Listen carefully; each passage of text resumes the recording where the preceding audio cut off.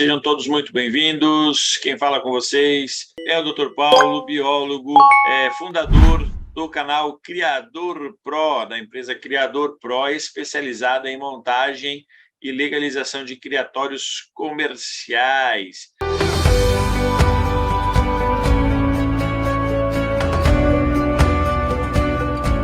Sejam todos muito bem-vindos. Hoje, animais exóticos e oportunidades. Falar um pouquinho, bater um papo, responder dúvidas e perguntas sobre ringnecks. A gente vem fazendo uma série, em que a gente fez uma série de apresentações sobre a ringneck, bater um papo sobre criação de ringnecks. Então não esqueçam aí, pessoal que está assistindo, curtir aí, deixar o seu like, compartilhar a nosa live, se inscrever, se você não está inscrito no nosso canal.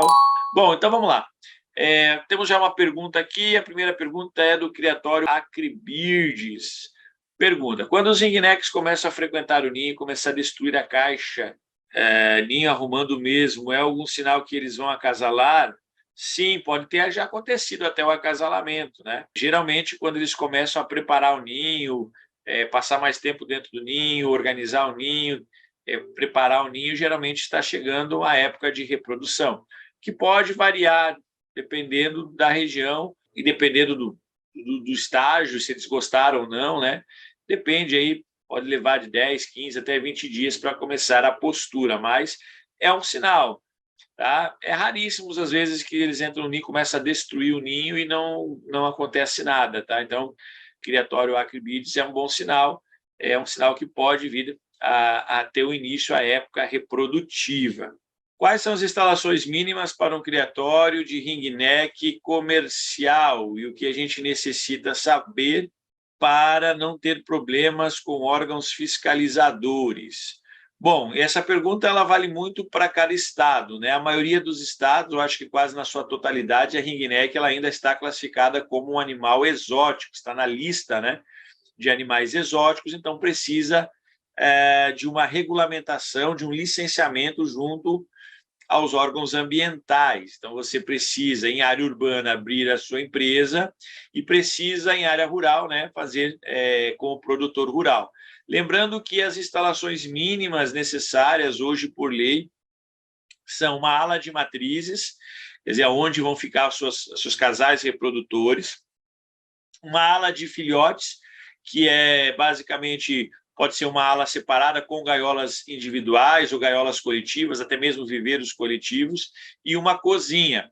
Dependendo do tamanho do criatório, dependendo do estado, a gente tem ainda a quarentena como local obrigatório. Além de, se você vai trabalhar com animais pet, vão ter uma maternidade, com chocadeiras e UTAs.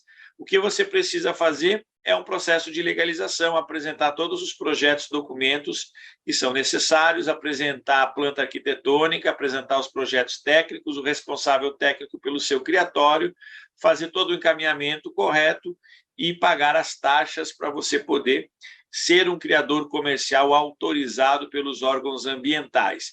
Nós temos alguns estados que a ringneck está como doméstica, e aí você precisa de um licenciamento mínimo, abertura de empresa, cadastro na vigilância sanitária, cadastro no órgão agropecuário do seu estado, e também você precisa de um responsável técnico, para você poder emitir nota e assim sucessivamente, tá?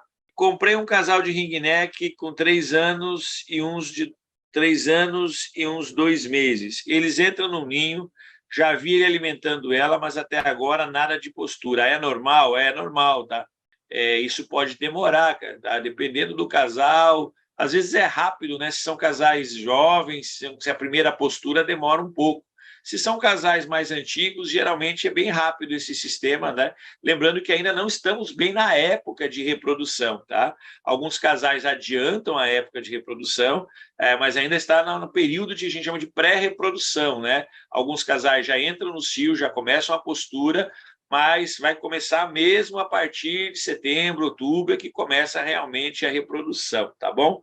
Então, isso vai muito de região, vai muito dos seus casais, tá?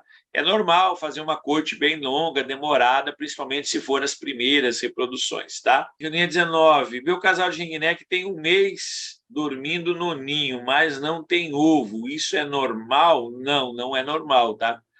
Não é normal. O casal, os dois estão dentro do ninho? Ou só a fêmea ou só o macho? Ou os dois? Você verificou, não tem ninho. Não é normal, tá? Passar tanto tempo assim. Pode ser que ela entrou no cio, achou que botou e está fazendo o choco. Às vezes ela entra no choco, tá? Então é importante assim você ver se não tiver, ou tira o ninho, deixa uns dias sem o ninho, né? E dá um tempo e coloca novamente para ver se eles vão entrar no cio de novo, né? No ciclo reprodutivo novamente, tá bom? Cleiton Gama, tem um amigo que cria 6 casais de ringneck em colônia há 18 anos e disse que a reprodução aumentou muito. Segundo ele, os casais se mantêm mesmo em colônia. Você acha isso interessante? Que nem você falou, é um sistema que não é muito recomendado na maioria, para a maioria. Nesse caso, ele tem os casais já acostumados há bastante tempo, né? São 18 anos. Então, esses casais já estão bem acostumados com a movimentação, com os recintos, com o tipo de alimentação, com o tipo de manejo dele. No caso dele, está dando resultado. Mas o que a gente vê na grande maioria dos casos não é dar certo em colônias, tá? É sempre casais individuais. Tá? Desde que o seu recinto for grande, tiver espaço e eles se entenderem que não tenha briga ou disputa por território, pode ser. Mas, assim, os grandes criatórios não costumam reproduzir ringnecks em colônias. Pouquíssimos. Tá? Eu acho que quase nenhum. Nesse caso aí, do seu amigo que cria. Criador do Citapi. Doutor Paulo, para rings novos de 1 ano, pode ser feito inseminação artificial? Você está falando das fêmeas, né? Fêmeas com 1 ano. Depende, tá? É o problema da maturidade sexual do aparelho reprodutor. Se você fizer um exame de uma endoscopia do aparelho reprodutor e verificar se ele está maduro, se ele tiver maduro e a fêmea tiver madura, com o aparelho reprodutor maduro, pode ser feita uma inseminação artificial, sim.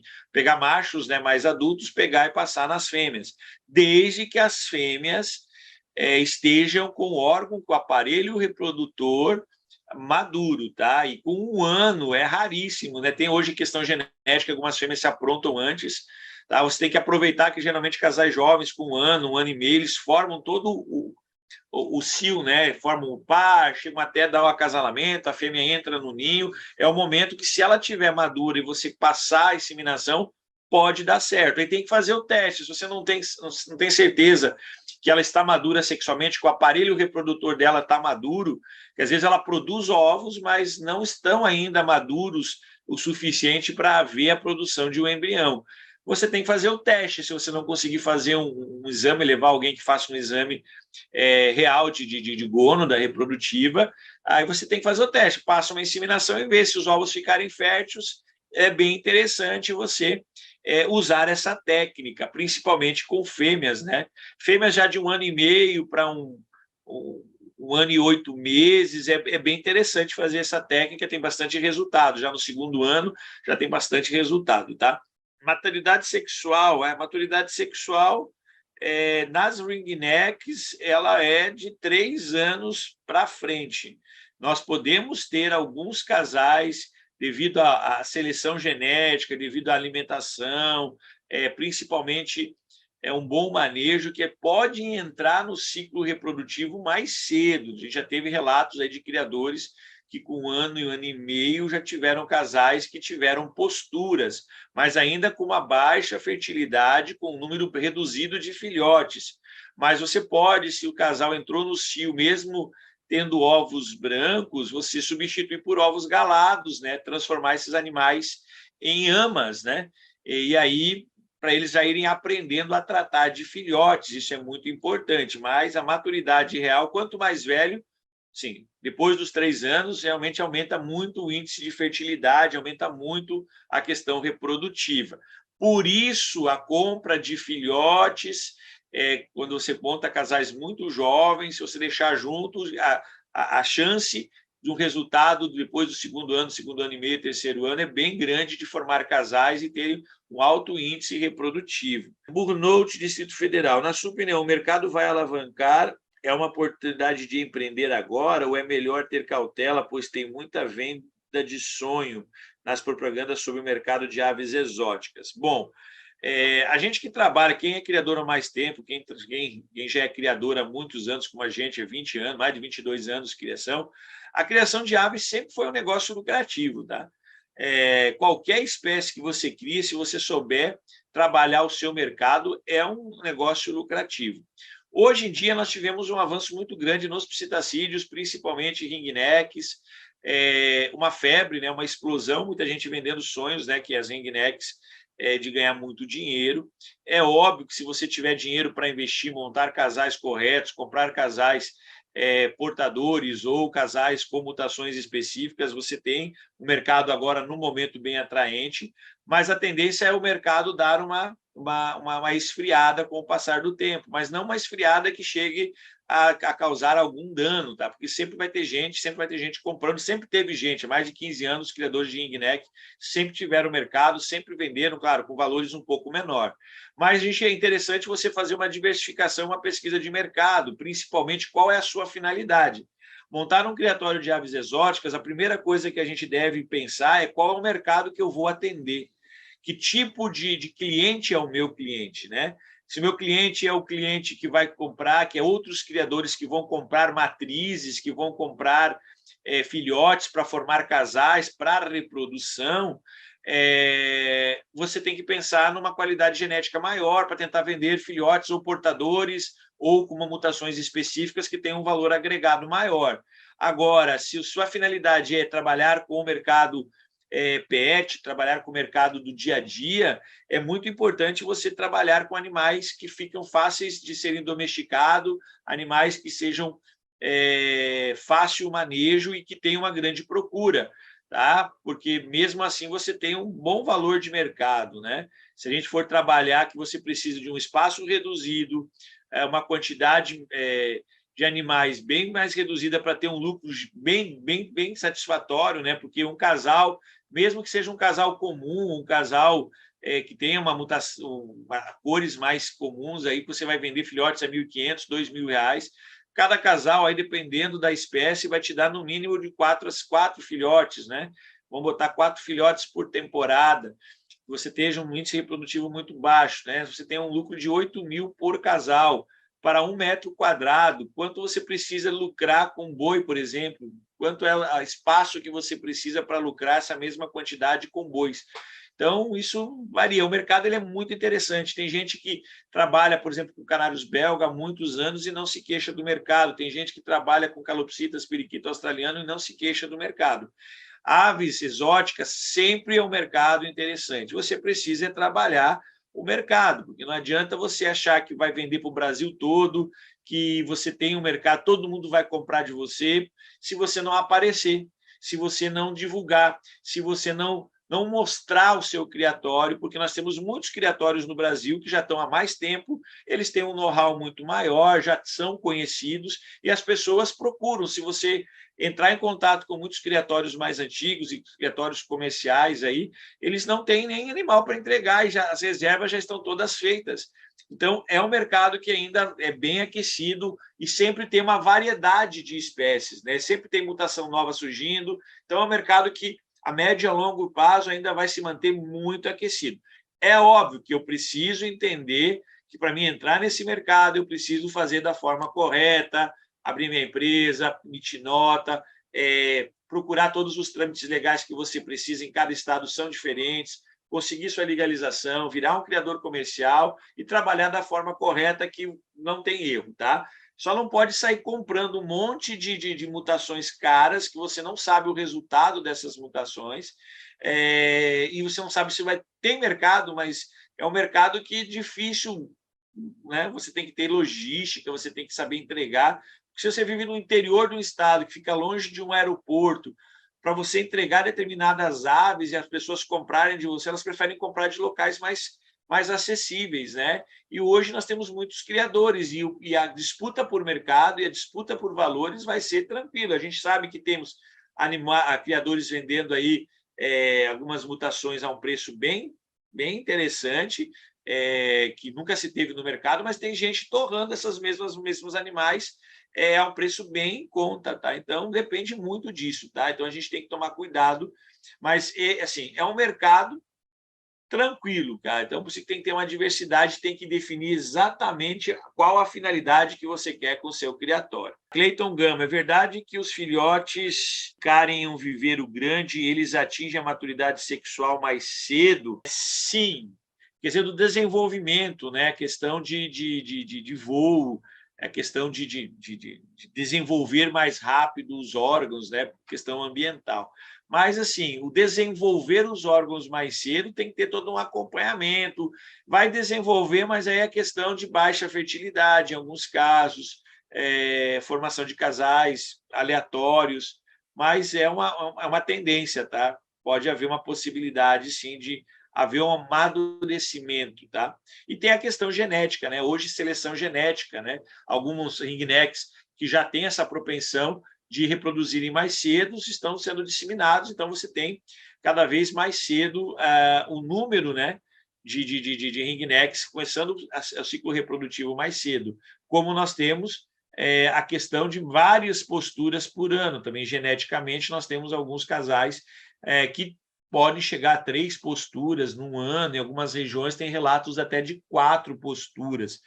Então, isso vai muito de você selecionar esses animais e gerar filhotes a partir desses animais, segurarem matrizes que tenham esse potencial genético ou de amadurecimento sexual mais cedo ou um número maior de posturas.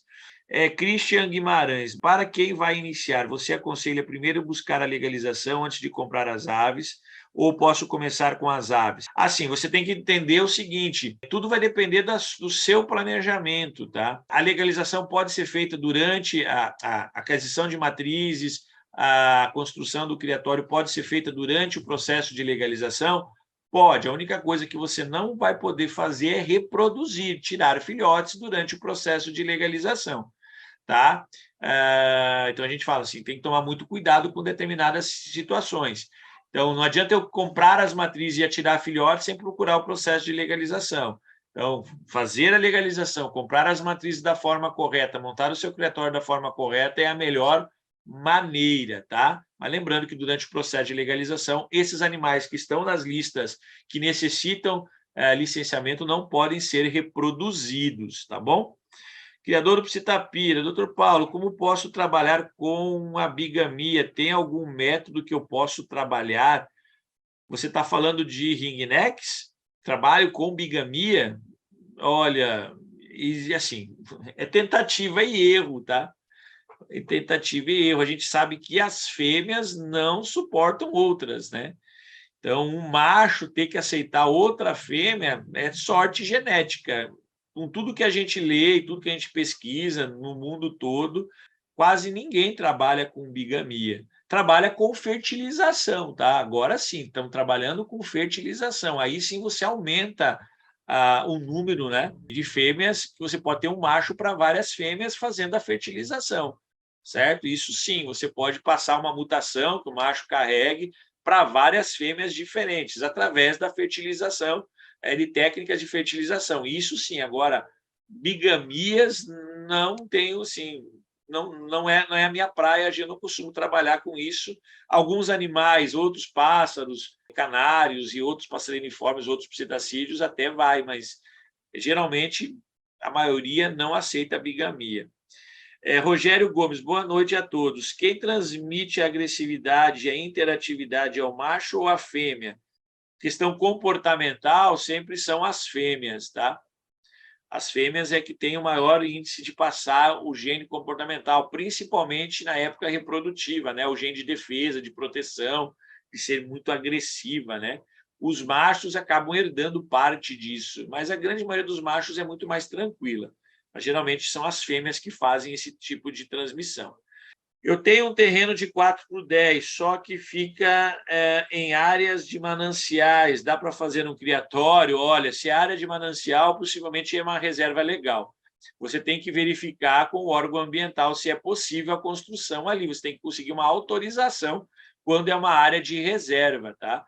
É bem complicado conseguir montar qualquer tipo de coisa em área de reserva. Arlindo, considerando que a consanguinidade pode diminuir o tamanho das ringnecs? O que fazer para aumentar o porte das aves? É seleção genética, tá? Aumentar o porte das aves é comprar animais cada vez maiores. Lembrando que nós temos algumas subespécies de ringneck que já são geneticamente um pouco maiores, em torno de 3 a 4 centímetros maiores. E é sempre a questão genética, selecionar os animais maiores e você segurar eles como matrizes. Tá? Isso é óbvio, né? Você quer aumentar o aumento, não tem muita situação ali em questão de tamanho. Tá? E evitar a consanguinidade de algumas coisas que pode diminuir o tamanho dos animais. Marcos Silva, tem um casal que a fêmea é bem tranquila, mas o macho é muito arisco. Quando eu chego perto da gaiola, ele avança e não deixa nem colocar a comida. É assim, não é muito comum, tá? As ringnecs têm essa questão do temperamento. Menos mal que é o macho, né? Porque daí a fêmea, quando ela é muito agressiva, nós temos o problema de sempre, quando chegar perto, ela sair do ninho, braba, podendo chacoalhar os ovos até quebrar algum ovo. Ela fica muito agressiva com o movimento e ela fica saindo o tempo todo do ninho e não ter ser boa prolífera, né? E não cuidar bem dos filhotes, tá? Cleiton Gama, fui ver um ringneck para comprar e percebi apenas penas tortas. Isso pode ser um sinal de circovírus? Cara, depende, tá? Tudo depende. Hoje, circovírus é um caso real dentro de criação de psitacídeos. O circovírus se instalou no Brasil. Nós temos muitos criatórios que não fazem exame, que têm portadores e vendem animais portadores de circovírus.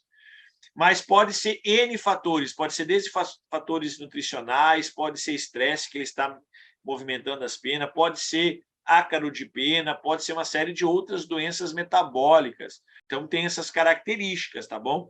Mas é interessante você ficar de olho e procurar sempre animais que não tenham nenhum tipo de sintoma, de nenhum tipo de nada, tá? Porque se ele não tem o circovírus, ele tem alguma outra coisa que está causando esse problema nas penas dele, tá?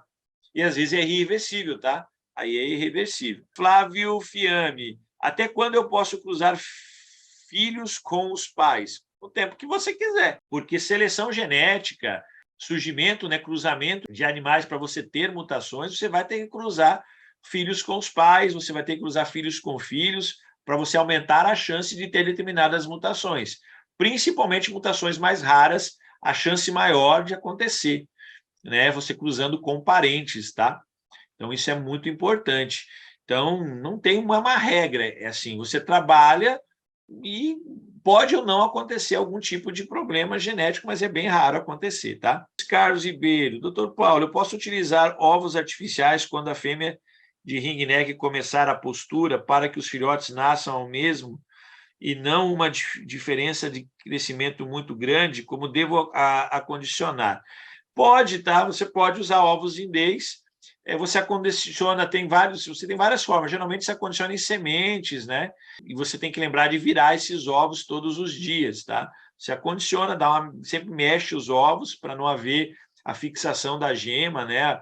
A cola da gema no ovo, e depois você volta, né? Geralmente 5 dias, assim você já volta esse ovo, mas pode sim.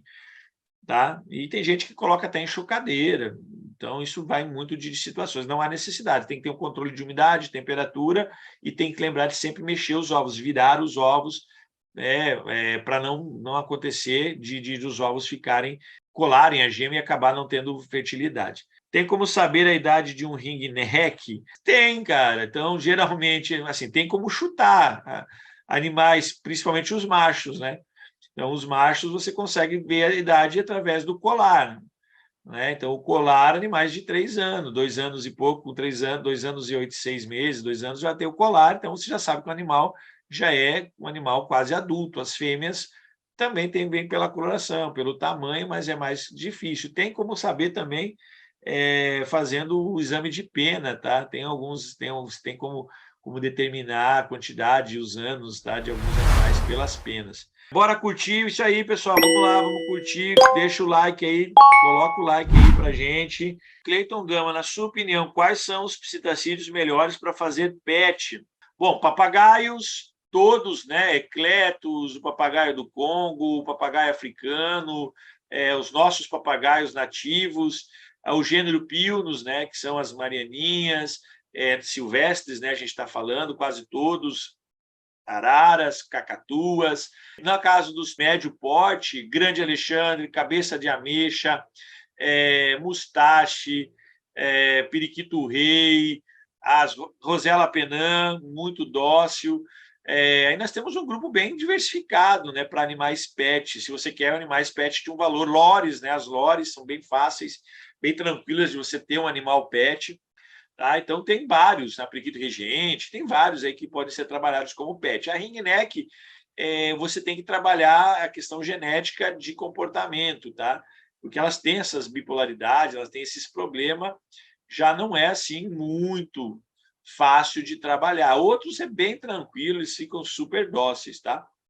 E o mercado está ficando cada vez mais atraente para as outras espécies. Então, quando você tem um alavancamento de uma espécie, as outras espécies também acabam chamando muita atenção. Então, hoje, todas as espécies nós temos mutações interessantes, com valores bem legais, você pode vender portadores, então tem uma série de situações que você pode trabalhar muito bem, e o mercado ele é bem interessante.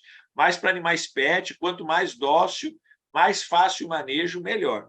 E esses que eu falei são os mais indicados. Elton Lourenço, tem algum método para trabalhar com eles, para eles não gritar muito? Você está falando das ringneck? Olha, cara, também tem a questão de genética de comportamento, mas as ringnecks são de natureza muito barulhentas. Tá? É a questão assim também de ambiente, tem uma questão de enriquecimento ambiental, tem uma questão de barulho, de local, você pode ter isso, mas é bem difícil trabalhar, elas são bem barulhentas mesmo. Já diferente dos outros psitacídeos que já emitem sons, mas a grande maioria é bem menos barulhenta que a ringneck. Um bom casal para começar uma criação de ringneck? Cara, qualquer cor. Depende da finalidade que você quer. Hoje está muito em moda os azuis, né? Azul, sky blue, violeta, cobalto, essas cores, né? Apesar que tem muita gente que gosta dos verdes, né? Gosta do cinza, gosta do silver, né? Gosta dos lutinos, gosta dos creminos. Isso vai por região, por gosto de cada um. Mas casais comuns seriam esses. Agora, casais com valor maior, sempre hoje a linha violeta, clear tail, opalino, isso é muito legal, né? Trabalhar. A consanguinidade não é ruim para ficar cruzando pais com filhos? Não. Depende do que você quer, qual é a finalidade. Se você quer fixar, desenvolver, ter uma mutação, você vai ter que fazer consanguinidade para ter o maior índice disso. Se você não quer, não está trabalhando com mutação, não está trabalhando com desenvolvimento de alguma coisa, aí não há necessidade de fazer consanguinidade, tá bom? Tamanho de recintos para ringneck, o que você aconselha? Sempre o maior, tá? Sempre o maior, melhor. Quanto maior os recintos, quanto mais elas voarem, quanto mais elas estiverem bem, melhor. Mas hoje, gaiolas de no mínimo 1,5 m por 60 por 90, essas gaiolas padrões para criação, tanto gaiolas com bateria quanto gaiolas suspensas, são muito apreciadas e facilitam bem o manejo, tá? Cara, daí depende do entorno, os recintos, os locais, tá? Depende muito da sua estratégia, mas pode ser criado em baias? Pode, tá? Não tem problema nenhum. Marlon Ueda, boa noite. Teria algum problema em tirar os ovos para colocar na chocadeira logo no primeiro ano de postura do casal? Não, não teria problema nenhum, tá? Até vai estimular uma segunda postura. Rodrigo Assunção, boa noite. Fala sobre a dieta para estimular a reprodução com sazonalidade. Com sazonalidade, lembrando, todo animal que ele passa por um período de carência, que você dá uma diminuição proteica, uma diminuição calórica, que ele perca peso numa parte do ano, assim que você voltar a fornecer um aumento gradativo, ela entra no cio, tá? Geralmente é assim, tá? Então, você consegue estimular ou por fotoperiodismo e temperatura, quer dizer, controle de luz, aí seria luz artificial e temperatura, e o controle alimentar. Então, diminuir por um período faz com que os órgãos sexuais, assim que voltarem à atividade, eles entrem em período reprodutivo. Quantos dias posso tirar os filhotes para tratar na papa? E após quantos dias a fêmea pode entrar em postura novamente? Quanto mais cedo você tirar os filhotes, mais cedo ela entra em postura. Tá? Algumas fêmeas, algumas ringnecks, você tem que tirar o ovo. Tirou o ovo, ela entra em postura. Se você deixar nascer os filhotes, mesmo com 4, 5, 6, 7 dias, e você tirar, ela não entra em postura de novo. Algumas fêmeas, se você deixar o filhote passar de 15 dias, ela não entra mais em postura. Então, é no máximo 15 dias, tá? Então, tem que fazer um cuidado, porque cada casal reage de uma forma diferente, cada fêmea reage de uma forma diferente, tá? Quanto mais cedo, melhor.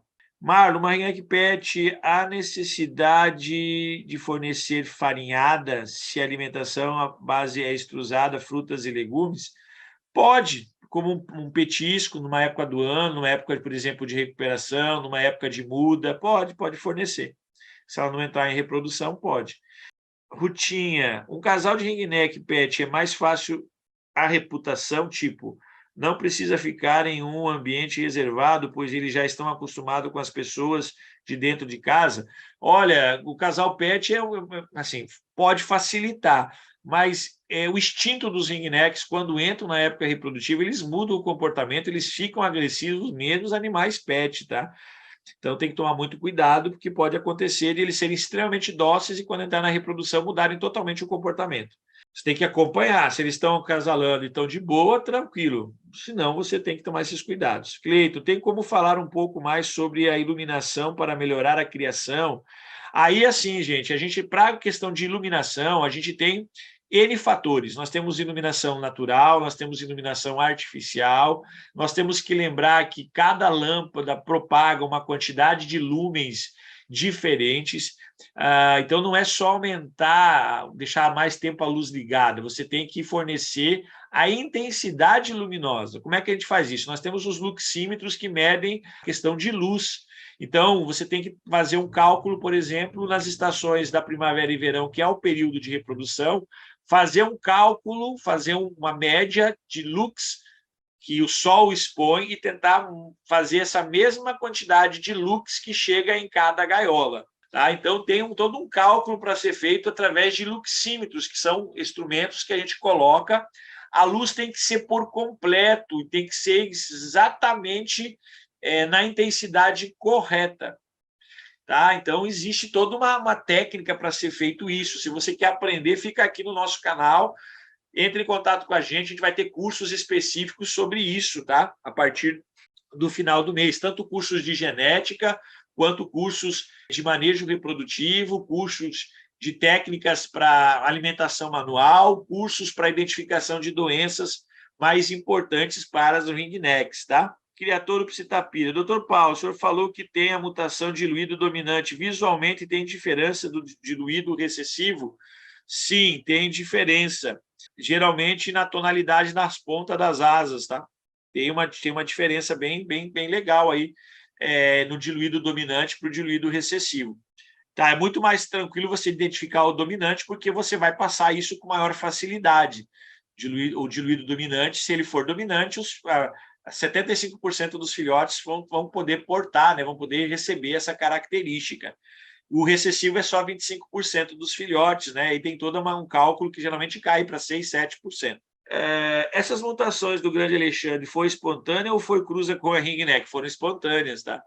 A grande maioria foram espontâneas. Tem hibridismo entre Grande Alexandre e ringneck? Tem. Mas é bem raro você conseguir transmitir uma mutação do ringneck para o Grande Alexandre.